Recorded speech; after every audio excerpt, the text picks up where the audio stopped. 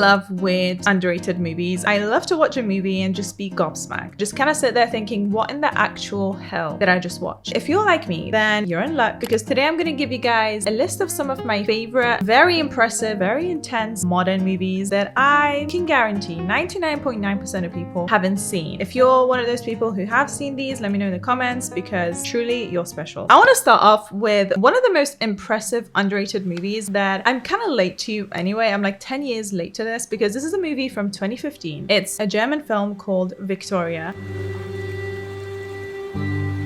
This movie is over 2 hours long, okay, which sounds like a normal movie, but the whole thing is shot in one take, the entire movie. That is impressive. And not only that, the acting, the story, everything about this movie is phenomenal. If you haven't watched this movie, watch it just for the one take. I promise you, you're gonna be like, how did they even do this? The reason why I even watched Victoria was because sometime last year, maybe 2 years ago, I watched 1917. Everyone was going on about how, you know, there's so many long scenes and long takes in 1917. It's more of a gimmick, no offense to Sam Mendes. You can tell when they cut the scenes and when they were trying to make it look like a long take, but it really wasn't. This movie, the entire thing is one single take. What is Victoria even about? Victoria basically follows this Spanish girl who's recently moved to Berlin, and she's out partying one night and she meets a group of guys. Starts off as fun, they're like flirting, they're having fun and just like whatever. And the story goes from that to something really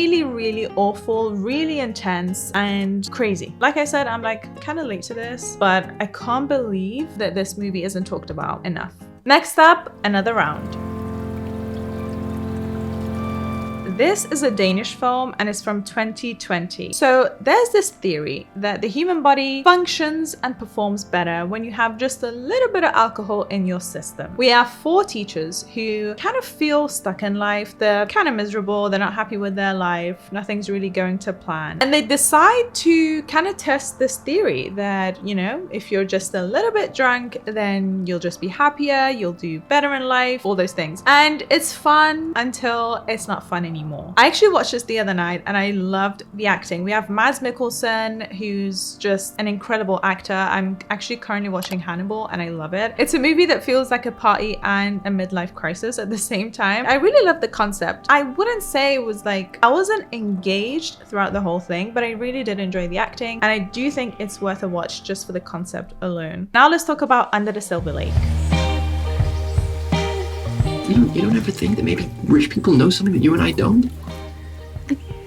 Good restaurants. In this movie, we have Andrew Garfield. This is probably one of Andrew Garfield's best and most underrated performances. He plays this unemployed guy living in LA. He kind of has a full-on conspiracy meltdown after he becomes obsessed with this neighbor who disappears. If you love symbolism, this is your movie. This is the perfect movie for you. There's so many like hidden messages and codes and symbols and things that you can, you know, Easter eggs everywhere. If you love a movie that feels more like an assignment rather than entertainment, then this is the movie to watch. It's a really fun movie, but also it's definitely one of those movies that's gonna make you think like all night. You're gonna either love this movie or hate it, but either way, I can guarantee you will not forget this movie. Next, Enemy. You don't go to the movies, do you? Movies? Yeah, are you a movie guy? In your free time, I mean?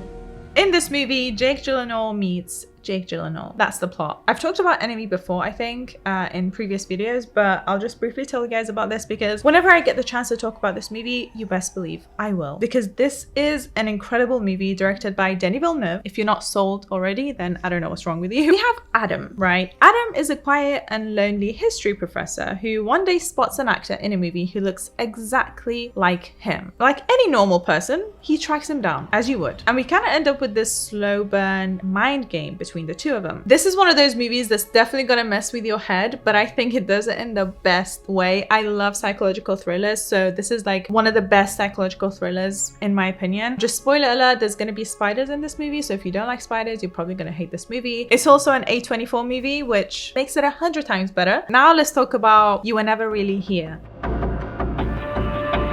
Joaquin Phoenix with a hammer, rescuing girls, and mentally not being okay. But let's be honest, when is he ever okay? I mean, I think he needs a comedy at this point, poor guy. But anyways, you probably can tell, you know, what the tone of the film is going to be, but this was an interesting watch. I wouldn't watch it again. It's probably my least favorite on this list, but I do think it's worth watching. It's one of those movies where it's more about the things that aren't being said. It's more about like his mental health, kind of like Joker, but with a hammer. The story kicks off when Phoenix is hired to find a senator's missing daughter, but things start to spiral really quickly and nothing goes according to plan. This one is another psychological thriller, and like I said, it's more about what he's thinking and what he's feeling versus what is being said and what's actually going on in the movie. I wouldn't watch it again, but if you're interested and if you like Joaquin Phoenix, then give this one a watch as well. Next up, we have Burning. If any of you guys are looking for a really good South Korean movie, which I know a lot of you guys are because I get comments on my videos all the time to do a video on South Korean movies. If you're interested, let me know because I love Korean cinema. I've been a fan for such a long time. I would love to do that. Let me know if you like that. But anyways, this is a South Korean movie that I think is perfect to kind of watch if it's your first time. I would suggest Parasite for your first time watch, but this one is amazing. So Burning is essentially about three main characters. So we have a guy who reconnects with a girl from his childhood, and she unfortunately disappears after she spends time with this rich, mysterious guy who's played by Steven Yeun. I love Steven Yeun in anything and everything. So, I mean, I was already kind of sold when I saw him in the trailer. I was like, yep, I'm watching that. He may or may not be involved in the girl's disappearance. So the other guy gets obsessed and he starts to follow the rich guy around because he's convinced that he's hiding something. It's one of those movies where you're not really sure what's happening until the very end, and even then you're kind of like, what the fuck just happened? But it's one of the best Korean movies in my opinion. Finally, The Tribe. So I started a video talking about a one-take movie, which is kind of crazy and, you know, not your normal film. And I'm gonna end the video with a movie with zero dialogue. Where else do you get content like this? Come on. So The Tribe takes place in a boarding school for deaf students in Ukraine. So this is another foreign film, and I just realized I have 3 foreign films on this list. Cool. There's literally no words or music in the entire movie. The whole thing is kind of being told through sign language. It follows this new student who gets pulled into a violent criminal underworld inside the boarding school. You know, we have gangs, theft, sex work. It gets really, really dark. It's truly incredible that, you know, they managed to do movies with no dialogue, one take. What's next? Like invisible actors? I don't know. But this one is a crazy film. If you're looking for something really, really different, I would highly suggest this one. You won't forget these movies, right? You won't forget them because it's just so impressive and it's so unique. Because there's no dialogue, it really pulls you into the story, and I love that. It feels really, really immersive. All right, guys, thank you so much for watching. Let me know in the comments which one you end up watching or which one's more your cup of tea, and I'll see you guys next time. Bye!